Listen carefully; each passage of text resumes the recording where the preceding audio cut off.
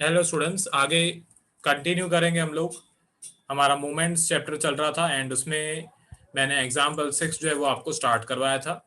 इसमें first 4 central movements find करने थे और क्वेश्चन में और कुछ भी नहीं बताया हुआ था। तो हमने पहले मीन की वैल्यू फाइंड की और मीन की वैल्यू पॉइंट में आई। जब मीन की वैल्यू पॉइंट में आती है तो हमको पहले रॉ मूवमेंट्स फाइंड करनी होती है और उसके बाद सेंट्रल मूवमेंट्स की जो फॉर्मूलाज हैं, 4 फॉर्मूलाज, टिपिकल फॉर्मूलाज, वो आपको लर्न करनी पड़ेगी। उस फॉर्मूला से आपको जो सेंट्रल मूवमेंट्स है सेंट्रल मूवमेंट्स है वो मिलेंगे। ठीक है, तो रॉ मूवमेंट्स तो कैलकुलेट हो गई थी, 3 सेंट्रल मूवमेंट्स भी कैलकुलेट हो गई थी, बस चौथी जो सेंट्रल मूवमेंट थी वो फाइंड करनी बाकी है हमारी। तो वो फाइंड करते हैं, स्टार्ट करते हैं। यहाँ पे पहले मैं इक्वेशन एक कॉपी कर लेता हूँ।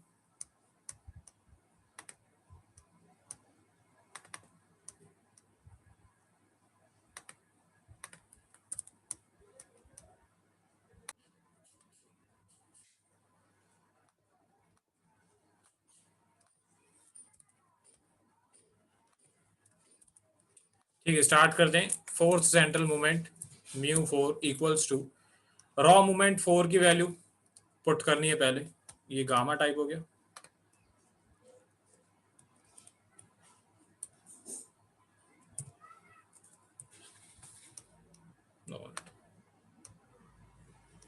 इसमें कभी कभी ऐसा होता है, हिंदी टाइप होनी शुरू हो जाती है। ओके, स्टार्ट करते हैं। तो म्यू 4 इक्वल्स टू पहले जो रॉ मूवमेंट 4 है उसकी वैल्यू, तो रॉ मूवमेंट 4 की वैल्यू है 26.3। 26.3 की वैल्यू मैं यहाँ पे पुट कर देता हूँ। -4 इंटू रॉ मूवमेंट 3, तो रॉ मूवमेंट 3 की जो वैल्यू है, ओके, वो -2.86। हाँ, ये रही -2.86, -2.86 है। उसके बाद मल्टीप्लाई बाय आपको रॉ मूवमेंट 1 करना है, तो रॉ मूवमेंट 1 की जो वैल्यू है वो है -0.46। उसके बाद +6 multiply by raw movement 2। Okay, तो रॉ मूवमेंट 2 जो है, रॉ मूवमेंट 2 की जो वैल्यू है वो है 3.26 मल्टीप्लाई बाय रॉ मूवमेंट 1 जो है, रॉ मूवमेंट 1 की वैल्यू -0.46। इसका हमको स्क्वायर करना है। फिर -3 इंटू जो रॉ मूवमेंट 1 है -0.46, इसको रेज टू 4 करना है। ठीक है, तो ये सारी वैल्यूज मैंने पुट कर दी। अब इसको सॉल्व करना है, बस उसमें ज़्यादा टाइम लगता है इसमें।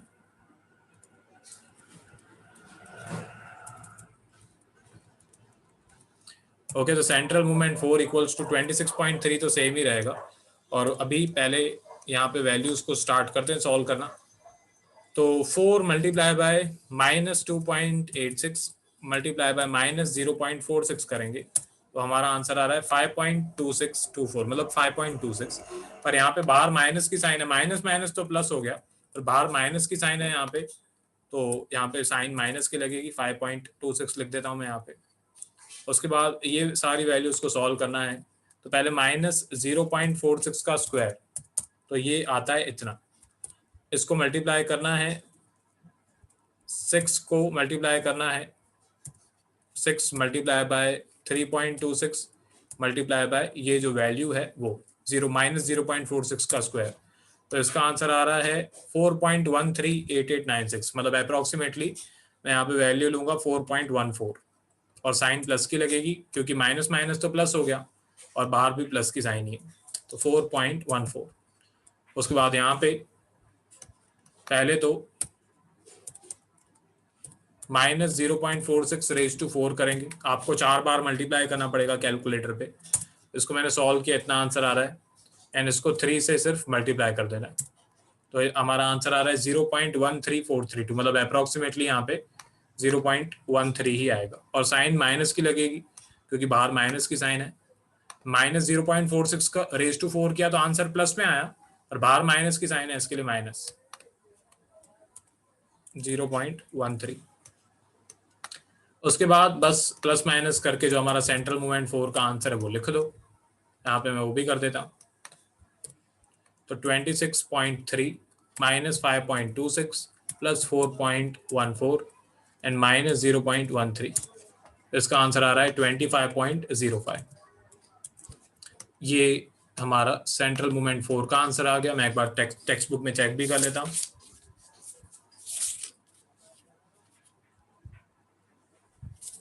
क्वेश्चन एग्जाम्पल 6, 2 पॉइंट आपकी टेक्स्ट बुक में दिखा रहा है 2.25.0442 उन्होंने ऐसे लिखा हुआ है, मैंने अप्रॉक्स करके 25.05 लिखा हुआ है। चले पॉइंट में थोड़ा सा डिफरेंस आएगा, चलेगा। बाकी सारी वैल्यूज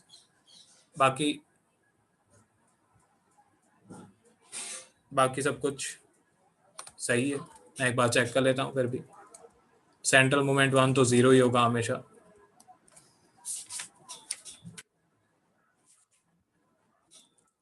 सेंट्रल मोमेंट 2 3.0484 सही है। सेंट्रल मोमेंट 3 1.4444 इन्होंने पूरा लिखा हुआ है, मैंने सिर्फ 2 बार लिखा। परफेक्ट। ओके, अब मैं एक बार स्क्रॉल कर देता हूँ, सारी कैलकुलेशन सही है। ओके, तो आप पॉज कर करके लिख लेना। यहाँ पे पॉज करो एंड लिखो, टेबल बनाओ, पहले सारी कैलकुलेशन करो। कोई डाउट हो तो मेरे से पूछना प्लीज। ठीक है, आगे बढ़ते हैं। टेबल आई होप आपने बना लिया होगा। अभी यहाँ पे रॉ मूवमेंट्स की जो कैलकुलेशन है वो लिखो पॉज करके। जो लोग ऐप पे देख रहे हैं प्लीज पॉज करके लिखो। आई होप आपने रॉ मूवमेंट्स की कैलकुलेशन लिख ली होगी पॉज करके। आगे बढ़ते हैं, अभी सेंट्रल मूवमेंट की कैलकुलेशन स्टार्ट करते हैं। ओके, तो ये सेंट्रल मूवमेंट 1 तो हमेशा 0 ही होता है, मैं 2 से दिखाता हूँ। ठीक है, तो सेंट्रल मूवमेंट 2 से लेकर 4 तक की कैलकुलेशन लिखो। 1 तो हमेशा 0 ही होता है। स्टार्ट करो, लिखो कैलकुलेशन। आई होप आपने लिख लिया होगा। ठीक है, अब ये जो मुझे सिखाना था वो भी मैंने सिखा दिया। अब एक एग्जांपल मैं आपको ऐसा करवाऊंगा जिसमें मतलब न्यू फॉर्मूलाज जो है, पहले तो वो मैं वो बताने वाला हूँ। ठीक है, तो यहाँ से ये न्यू फॉर्मूलाज जो है वो स्टार्ट होने वाली है। ठीक है, ध्यान दो, बस ये इस चैप्टर की लास्ट फॉर्मूलाज है और न्यू फॉर्मूलाज हैं। पहले तो मीन की फॉर्मूला है। क्वेश्चन में अगर मीन फाइंड करने को बोले, ओके, तो आप a plus raw moment 1, okay, mu one dash का मतलब होता है रॉ मूवमेंट 1, और सिर्फ म्यू 1 लिखा हुआ हो तो सेंट्रल मूवमेंट। ठीक है, तो मीन की वैल्यू अगर एक्स बार फाइंड करने को बोल रहे हैं तो उसकी फॉर्मूला क्या होगी, ए प्लस रॉ मूवमेंट 1। अच्छा, वेरियांस बहुत इजी होता है। वेरियांस अगर बोलें कि फाइंड वेरियांस, वेरियांस की वैल्यू उतनी ही होती है जितनी जो सेंट्रल मूवमेंट 2 की वैल्यू होती है। तो मतलब जैसे अगर मैं इस क्वेश्चन में आपको बोलूं अगर कि भाई मेरे को वेरियांस की वैल्यू बताओ, तो वेरियांस की वैल्यू उतनी ही होती है जितनी सेंट्रल मूवमेंट 2 की वैल्यू होती है। तो सेंट्रल मूवमेंट 2 की वैल्यू कितनी है, 3.0484। तो वेरियांस की वैल्यू कितनी होगी, 3.0484। अच्छा, स्टैंडर्ड डेविएशन भी पूछते हैं। मैं यहाँ पे स्टैंडर्ड डेविएशन की फॉर्मूला लिखी हुई है, ये रही। स्टैंडर्ड डेविएशन मतलब हमेशा 11th से आपने सीखा है, वेरियांस का स्क्वायर रूट कर दो तो स्टैंडर्ड डेविएशन आ जाएगा। इन शॉर्ट, जो आपकी सेंट्रल मूवमेंट 2 है उसका आप स्क्वायर रूट कर दोगे तो आपका स्टैंडर्ड डेविएशन आ जाएगा। अब इसके बाद ये तो हो गई इजी फॉर्मुलाज। अभी स्क्यूनेस एंड कर्टोसिस पे आ जाते हैं, ये अलग है। तो स्क्यूनेस की फॉर्मूला मतलब बीटा 1, आपकी टेक्स्ट बुक में बीटा कुछ अलग तरीके से लिखते हैं। मैं कंप्यूटर पे जब टाइप करता हूँ तो इस तरीके का लिखा हुआ आता है। ओके, तो बीटा जैसे आप अपनी टेक्स्ट बुक में लिखते हो, आपने नोटबुक में लिखते हो, वैसे लिखना। ठीक है, थोड़ा अजीब आपको लगेगा, चलेगा। तो यहाँ पे बीटा 1 मतलब स्क्यूनेस। अगर आप क्वेश्चन में आपको ऐसे नहीं बोलेंगे फाइंड स्क्यूनेस या कर्टोसिस, आपको बोलेंगे फाइंड बीटा 1 बीटा 2, या कभी कभी आपको ऐसे बोलेंगे find skewness and find kurtosis. तो आपको समझ जाना है कि बीटा 1 और बीटा 2 फाइंड करने को बोल रहे हैं। तो बीटा 1 की फॉर्मूला होती है म्यू 3 मतलब central movement 3 upon central movement 3 का स्क्वायर अपॉन में सेंट्रल मूवमेंट 2 का क्यूब। अब ये फॉर्मूला थोड़ी लर्न करने में इजी है, इसकी ट्रिक सिंपल है। ओके, इसकी ट्रिक्स ये है 3 2, ओके, पहले 3 और 2 एंड फिर रेस 2 के लिए 2 और 3 याद रखो। ठीक है, 3 2 और 2 3, तो 3 के रेस 2 में 2 आएगा और 2 के रेस 2 में 3 आएगा। तो ये ट्रिक है। ओके, वैसे फॉर्मूला इजी है, छोटी सी है, पर फिर भी ट्रिक है एक इसकी सिंपल सी, 3 2 और 2 3। ठीक है, सेंट्रल मूवमेंट 3 के रेस 2 में स्क्वायर आएगा एंड 2 के रेस 2 में क्यूब आएगा। उसके बाद कर्टोसिस, ये बीटा 2 की फॉर्मूला है। ओके, बीटा 2 की फॉर्मूला है central movement 4 upon central movement 2 का स्क्वायर। अब आपको कोएफिशिएंट ऑफ स्क्यूनेस पूछेंगे, मतलब गामा, ये गामा की सिंबल भी मैंने लगाया हुआ है। तो गामा की वैल्यू क्या है, गामा की फॉर्मूला क्या है, बीटा 1 का रूट कर देना है। मतलब ये जो इसका आंसर आएगा, आपका स्क्यूनेस का आंसर आएगा, इसका रूट कर दोगे तो कोएफिशिएंट ऑफ स्क्यूनेस आ जाएगा। और अगर कोएफिशिएंट ऑफ कर्टोसिस चाहिए, ओके, तो ये जो बीटा 2 की वैल्यू है, कर्टोसिस की वैल्यू है, इसमें से 3 माइनस कर दो तो आपका कोएफिशिएंट ऑफ कर्टोसिस आ जाएगा। ठीक है, इसको गामा 1 बोलते हैं एंड इसको गामा 2 बोलते हैं। ठीक है, गामा 1 और गामा 2 एक बार मैं चेक कर लूं। परफेक्ट, गामा 1 और गामा 2। अब यहाँ पे ये सारी न्यू फॉर्मुलाज हैं, पॉज करके लिख लो, सब फॉर्मुलाज वाले पेज पे ही लिखना। आई होप आपने फॉर्मुलाज लिख ली होगी। इसके आगे बस एक और ये चीज कभी कभी पूछते हैं एग्जाम में, बनाने को भी पूछते हैं एंड थ्योरी में पूछते हैं एंड सम्स में भी पूछते हैं। आपको बोलेंगे कि ये बताओ कि कर्व किस टाइप का है, what is the curve. Okay, तो 3 टाइप के कर्व्स होते हैं, ये सम्स में भी पूछते हैं और थ्योरी में भी पूछते हैं। तो मैंने पूरी जो टेक्स्ट बुक की फोटो है वही मैंने यहाँ पे लिख दी। ठीक है, अब यहाँ पे 3 टाइप के कर्व्स हैं, लेपोक्रोटिक कर्व, मेसोकॉर्टिक कर्व और प्लेटिकॉटिक कर्व। ओके, डिटरमाइन कैसे होते हैं कि भाई हम कैसे ये डिटरमाइन करेंगे कि हमारा किस टाइप का कर्व है, उसके यहाँ पे दो कंडीशंस हैं। पहले तो बीटा 2, मतलब कर्टोसिस की वैल्यू अगर 3 से ज्यादा है एंड गामा 2 की वैल्यू 0 से ज्यादा है, ओके, तो ये हमारा जो सम है उसमें लेपोक्रेटिक कर्व बनेगा। उसके बाद मेसोकॉर्टिक कर्व, बीटा 2 की वैल्यू अगर एग्जैक्टली 3 है और गामा 2 की वैल्यू अगर एग्जैक्टली 0 है तो वो मेसोकॉर्टिक कर्व है। उसके बाद प्लेटिकॉटिक कर्व, अगर बीटा 2 की वैल्यू 3 से कम है एंड गामा 2 की वैल्यू, मतलब कोएफिशिएंट ऑफ कर्टोसिस, अगर 0 से कम है तो वो जो सम है वो प्लेटिकॉटिक कर्व होगा। अब यही थ्योरी में भी पूछते हैं और सम्स में भी कभी कभी पूछते हैं, तो इसीलिए मैंने बता दिया आपको। ठीक है, इसके आगे एक एग्जाम्पल करेंगे। आप ऐसे बोल सकते हो कि ये चैप्टर का बस एक लास्ट मेरे को सम करवाना है, मैं देखूंगा अगर इसके बाद भी मेरे को कुछ करवाना होगा तो मैं ढूंढ के वो करवा दूंगा, पर अभी मेरे को ये लगता है कि लास्ट सम है। एग्जाम्पल 8 इंपॉर्टेंट है, अपनी टेक्स्ट बुक में टिक कर देना। मैं अगर मेरी टेक्स्ट बुक में जो पेज नंबर है वो बताऊं तो मेरी टेक्स्ट बुक में ये रहा, पेज नंबर 137 पे दिया हुआ है। ठीक है, मेरी टेक्स्ट बुक में पेज नंबर 137 पे दिया हुआ है। मैंने जो इसमें ऊपर का पैराग्राफ दिया होता है नॉर्मली वो नहीं लिखा है। ठीक है, क्योंकि यहाँ पे इन शॉर्ट में अगर आपको बोलूं क्या लिखा हुआ है पैराग्राफ में, वो अगर मैं बता दूं, यहाँ पे सब कुछ फाइंड करने को बोल रहे हैं, और रॉ मूवमेंट्स से लेकर आपको सेंट्रल मूवमेंट्स तक, और उसके बाद mean, variance, standard deviation, skewness, kurtosis, coefficient of skewness, coefficient of kurtosis, A to Z. मतलब अगर ये एक सम अगर आप कर लो प्रैक्टिस अच्छी तरह से, एग्जाम्पल 8, तो आपका मोर देन 50% चैप्टर आराम से एक ही सम में हो जाएगा, मोर देन 50%। बस ये एक एग्जाम्पल आपको करना है, एग्जाम्पल 8 बहुत इंपॉर्टेंट है। पूरा चैप्टर आप बोल सकते हो कि इस एक सम में आप रिवाइज कर सकते हो। ठीक है, तो ये बहुत इंपॉर्टेंट है। क्वेश्चन तो मैंने लिख दिया है, कैलकुलेशन स्टार्ट करेंगे फटाफट। पहले तो यहाँ पे सिर्फ ये एक्स और एफ की इंफॉर्मेशन दी हुई है, अबाउट में कोई वैल्यू नहीं दी हुई है। Mean, standard deviation, beta 1, beta 2, gamma 1, gamma 2, सारी वैल्यूज फाइंड करने के लिए बोल रहे हैं। तो पहले तो हमको जो रॉ मूवमेंट्स हैं और सेंट्रल मूवमेंट्स है उसकी वैल्यूज तो सॉल्व करनी ही पड़ेगी, उसमें तो टाइम लगेगा ही, शायद आज कंप्लीट हो भी, शायद आज नहीं भी हो। ठीक है, मैं ट्राई करूंगा। स्टार्ट करते हैं। पहले तो मीन की वैल्यू निकालनी पड़ेगी क्योंकि ए की वैल्यू डिसाइड करना है। ठीक है, ए की वैल्यू डिसाइड करना बाकी है, अभी थोड़ी स्पेस छोड़ देते हैं।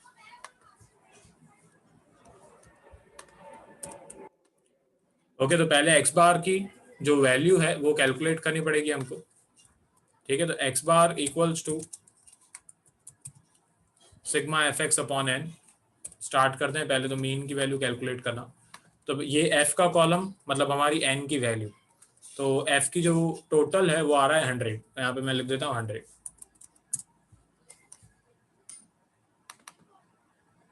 उसके बाद एफ एक्स मतलब ये एफ का कॉलम मल्टीप्लाई बाय एक्स का कॉलम। उसी तरीके से सारी वैल्यूज कैलकुलेट करेंगे फटाफट। ये मैंने कैलकुलेट कर दी, इसका टोटल कर देते हैं। इसका टोटल आ रहा है 790, वो मैं यहाँ पे लिख देता हूँ। ठीक है, अब सॉल्व कर दें। ओके, तो x बार इक्वल्स टू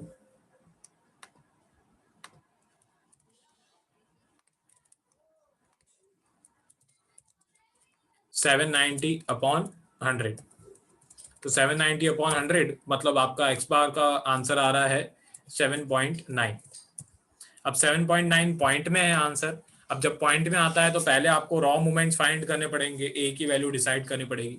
ठीक है, वो सब मैं पहले भी बता चुका हूँ कि अगर पॉइंट में नहीं आए तो डायरेक्टली आप सेंट्रल मूवमेंट्स फाइंड कर सकते हो, उसकी भी फॉर्मूलाज मैं चैप्टर के स्टार्टिंग में बता चुका हूँ।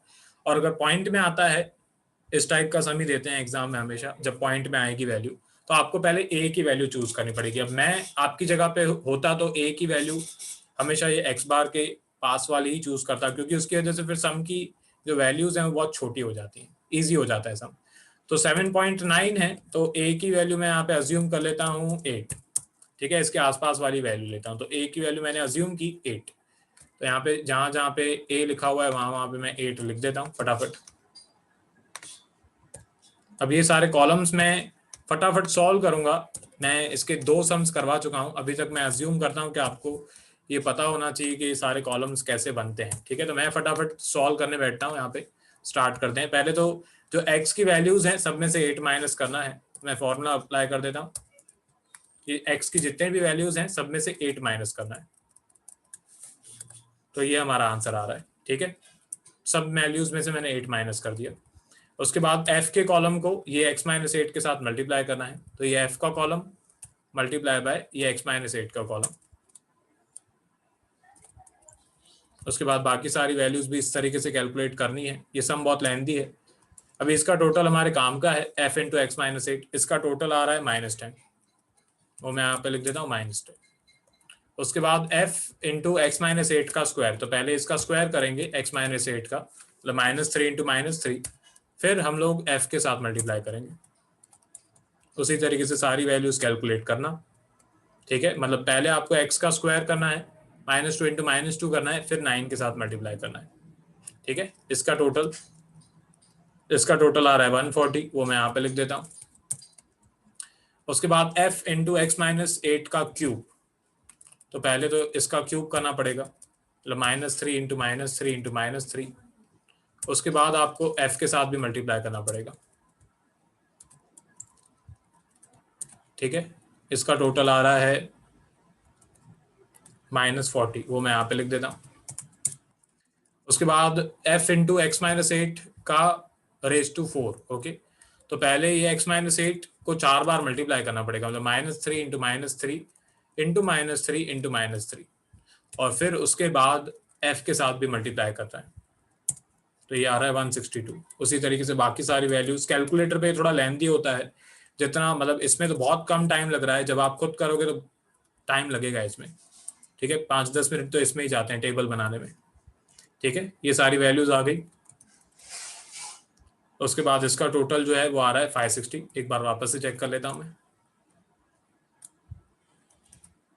ओके, अब ये कैलकुलेशन मैं फटाफट इसीलिए कर रहा हूँ क्योंकि ये 2 सम्स में मैं सेम ही सब सिखा रहा था। ठीक है, तो बार बार वही सेम चीज़ें हैं, बस वैल्यू फॉर्मूला में पुट करके कैलकुलेशन करना है। तो sigma f x minus a upon n, तो यहाँ पे जो sigma f into x minus a है उसकी वैल्यू -10 है। -10 अपॉन एन की वैल्यू जो है वो 100 है।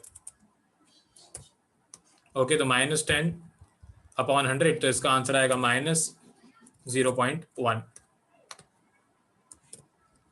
उसके बाद sigma f into x minus a raise to 2, तो इसकी वैल्यू है 140, डिवाइड बाय 100 करेंगे तो इसका आंसर आ रहा है 1.4। रॉ मूवमेंट 3 पे आ जाते हैं। इसकी वैल्यू है -40 और डिवाइड में है 100, तो इसका आंसर आ रहा है -0.4। उसके बाद sigma f x minus a raise to 4, इसकी वैल्यू है 560, डिवाइड बाय एन की वैल्यू 100 है, तो इसका आंसर आएगा 5.6। सारी रॉ मूवमेंट्स जो हैं वो फाइंड हो गई। उसके बाद सेंट्रल मूवमेंट्स, इसमें टाइम लगता है। ओके, तो फर्स्ट सेंट्रल मूवमेंट 0 है, सेकेंड सेंट्रल मूवमेंट स्टार्ट करते हैं। फॉर्मूलाज मैंने लिख के रखी हुई हैं, ये सब आपको तो लर्न करना पड़ेगा, ठीक है। इसमें लगता है टाइम, आधा घंटा देना पड़ेगा फॉर्मूलाज को लर्न करने में, एक बार देना पड़ेगा आधा घंटा। लिख लिख के लर्न कर लोगे एक बार सारी फॉर्मूलाज तो बहुत ईजी हो जाएगा सब कुछ, ठीक है। तो मेरा तो यही है कि आधा घंटा बैठो, फॉर्मूलाज को लर्न कर लो।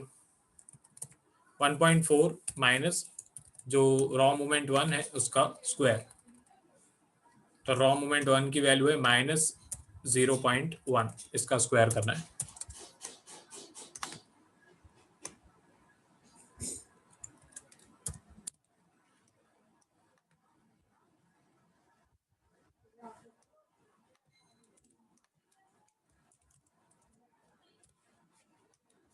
-1.4, अब यहाँ पे -0.1 का स्क्वायर करेंगे हम लोग, तो ये हो जाएगा +0.01, पर बाहर तो माइनस की साइन है, यहाँ पे माइनस की साइन ही रहेगी।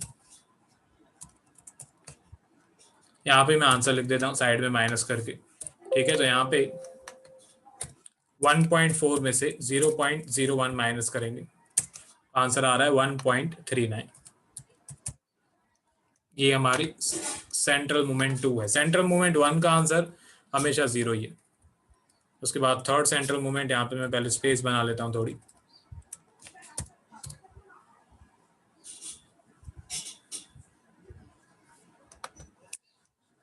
स्टार्ट कर दें। तो central movement 3 equals to raw movement 3, तो रॉ मूवमेंट जो 3 है उसकी वैल्यू -0.4 है, -3 मल्टीप्लाई बाय रॉ मूवमेंट 2, उसकी वैल्यू 1.4 है,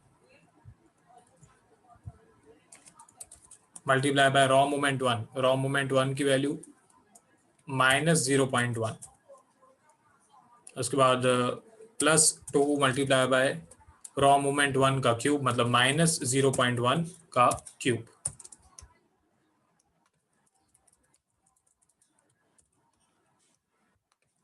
ठीक है, इसके बाद रॉ मूवमेंट 3, इसको बस सॉल्व, अभी मैं आपको कुछ न्यू नहीं सिखा रहा हूँ, ठीक है। अभी आप यही, आपको भी बोरिंग लग रहा होगा कि भाई ये सब तो हम भी कर सकते हैं, ओके, और लगना भी चाहिए, ठीक है। क्यों? क्योंकि ये हम बहुत टाइम से कर रहे हैं, मैंने कल भी यही कराया, उसके पहले भी मैंने यही करवाया, तो ये सब सेम सेम है। एक बार आपको फॉर्मूलाज लर्न हो जाएगी, उसके बाद आपको बोरिंग लगेगा, क्योंकि कुछ भी न्यू नहीं है।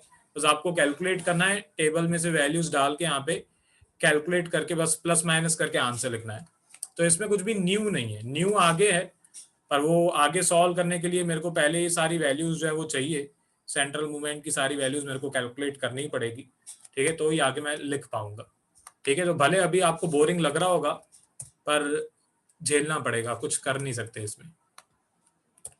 तो माइनस यहाँ पे 3 है, okay, 3 multiply by 1.4 multiply by -0.1 है, तो इसका आंसर आ रहा है -0.42, और बाहर भी माइनस की साइन है, माइनस माइनस क्या हो जाएगा, प्लस, तो हो जाएगा +0.42। उसके बाद पहले तो यहाँ पे -0.1 का क्यूब करेंगे, तो इतना आंसर आ रहा है। अब इसको मल्टीप्लाई करना है 2 के साथ, तो 2 मल्टीप्लाई बाय -0.001, इसका आंसर इतना आ रहा है। बाहर प्लस की साइन है यहाँ पे, और हमारा आंसर माइनस में आ रहा है, तो यहाँ पे भी माइनस की साइन हो जाएगी, तो हो जाएगा -0.002। मैं यहाँ पे प्लस माइनस करके आंसर लिख देता हूँ, तो -0.4 + 0.42 -0.002, हमारा आंसर इतना आ रहा है, ठीक है। मैं एक बार वापस से चेक कर लूँ, मेरी कोई मिस्टेक तो नहीं। -0.4 + 0.42 -0.002, परफेक्ट। तो ये हमारा आंसर आ रहा है 0.018, ये हमारा सेंट्रल मूवमेंट 3 है। मैं चेक भी करते जाता हूँ साथ में, फिर बाद में पता चले कोई मिस्टेक हो गई, नहीं, परफेक्ट जा रहे हैं हम लोग, ठीक है। उसके बाद लास्ट सेंट्रल मूवमेंट 4,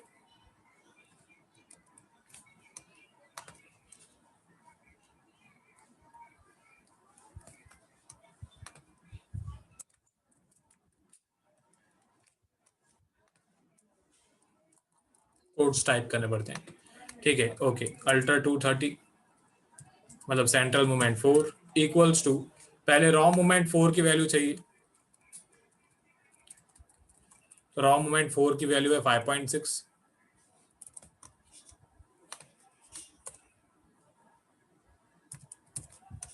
उसके बाद मैं एक बार वापस से चेक कर लेता हूँ, 5.6।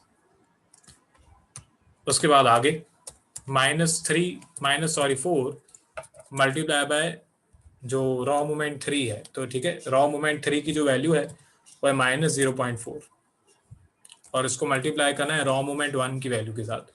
तो रॉ मोमेंट 1 जो है उसकी वैल्यू है -0.1, फिर +6 मल्टीप्लाई बाय रॉ मोमेंट 2। ठीक है, तो रॉ मोमेंट 2 की जो वैल्यू है वो है 1.4, और उसको हमको मल्टीप्लाई करना है रॉ मोमेंट 1 के स्क्वायर के साथ। तो रॉ मोमेंट 1 मतलब 0.1, और उसका हमको करना है स्क्वायर। लास्ट में -3 मल्टीप्लाई बाय रॉ मोमेंट 1 मतलब 0.1 रेज़ टू 4। बस इसको अभी सॉल्व करना है और इसका आंसर यहाँ पे लिखना है। अभी आपने स्पीड देखी होगी कि कैसे फटाफट फटाफट सम्स जो है वो होते जा रहे हैं। वही है, स्टार्टिंग में जब मैं सिखाता हूँ तो हमेशा धीरे धीरे स्पीड स्लो ही रहती है, क्योंकि न्यू न्यू होता है सब कुछ। ओके, और जब फिर एक बार प्रैक्टिस हो जाती है अच्छी तरह से, फिर जो नॉर्मल स्पीड है, जो पेस है, उस पर हम लोग आ जाते हैं। अब यहाँ पे फटाफट स्टार्ट करते हैं सॉल्व करना। मैं डायरेक्टली आंसर ही लिखूंगा। ओके, आप प्लीज सॉल्व कर लेना सब कुछ। यहाँ पे पहले तो -4 इंटू -0.4 मल्टीप्लाई बाय -0.1, उसके बाद 6 मल्टीप्लाई बाय 1.4 मल्टीप्लाई बाय 0.01।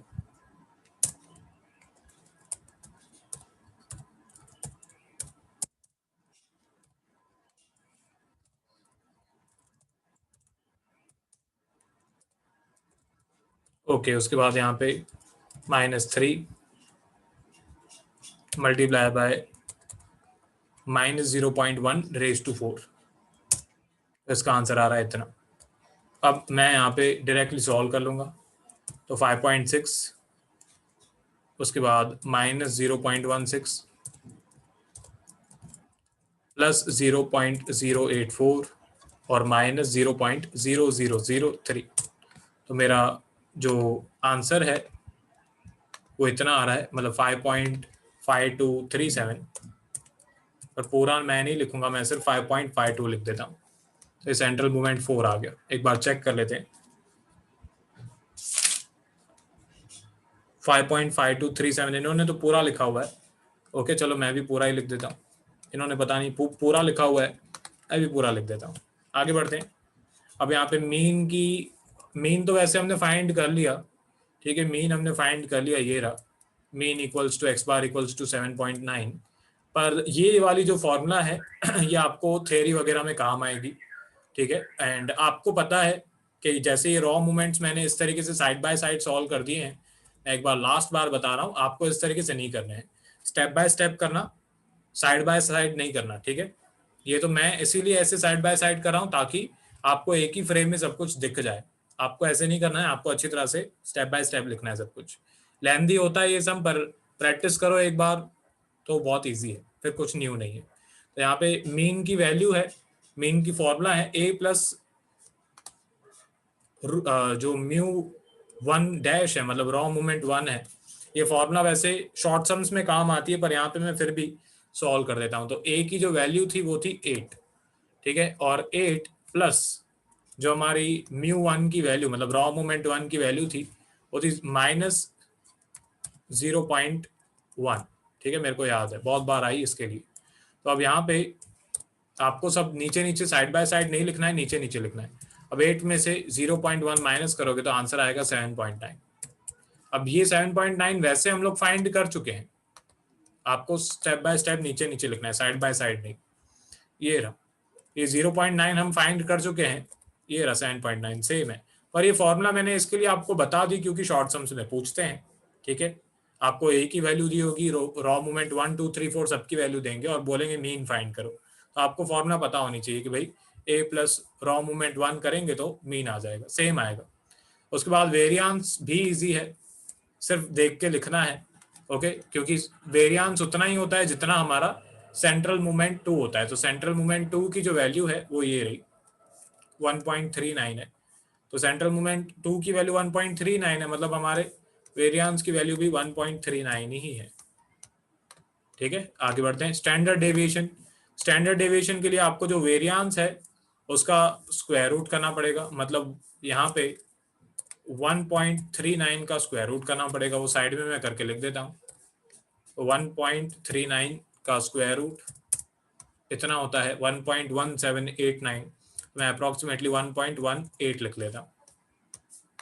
आगे बढ़ते हैं। स्क्यूनेस। ओके चलो, अभी टाइम इतना शायद नहीं है ये मैं करा पाऊँ। तो स्क्यूनेस मतलब बीटा 1। तो बीटा 1 मतलब पहले यहाँ पे इन्होंने जो सेंट्रल मोमेंट 3 है उसका स्क्वायर करना है। मैं नहीं करा पाऊंगा शायद। ठीक है, फिलहाल मैं यहाँ पे रोक देता हूँ इस सम को। ठीक है, आधे अधूरे में वीडियो खत्म हो, इससे अच्छा मैं कल ही करवाऊँ अगले लेक्चर में। एक सम मेरे को और करवाना है। ओके, एक सम मेरे को इसी टाइप का, बस इसमें मतलब एक शॉर्ट सम टाइप में करवाऊंगा सम, जिसमें सेंट्रल मूवमेंट्स पहले से ही दी हुई होंगी, तो थोड़ी मेहनत हमारी कम होगी। तो बस ये है। इसके आगे तो अगर आप चाहो तो आप कर सकते हो, फॉर्मूलाज अप्लाई करनी है। मैं एक बार स्क्रॉल कर देता हूँ, लिखना भले अगले लेक्चर में, यहाँ पे पॉज करके लिख लो अगर लिखना है तो। आगे बढ़ते हैं, यहाँ पे पॉज करके लिख लो।